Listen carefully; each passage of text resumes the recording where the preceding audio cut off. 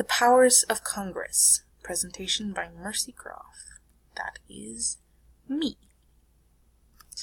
Delegated powers are powers specifically given to the government, or the federal government, by the U.S. Constitution. For example, the coining of money, which means Congress has the power to regulate the value of native or foreign money, and they can determine the standards of weights and measures and things of that sort. Another example of delegated powers is raising and maintaining armed forces. This is just basically exactly what it sounds like. Congress maintains the Navy and the Armed Forces of America, establishing rules and regulations for the both of them.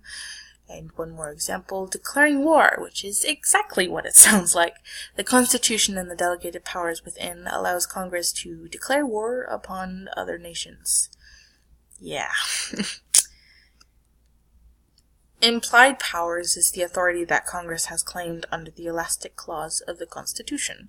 For example, the Congress has the power to place and collect taxes.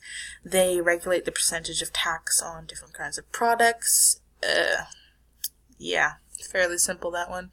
Another example of implied powers is borrowing money. Yeah, the Congress can borrow money under the credit of the United States. With that, they are also actually responsible for paying debts. So yeah. Guess that's taken care of. Thanks for listening.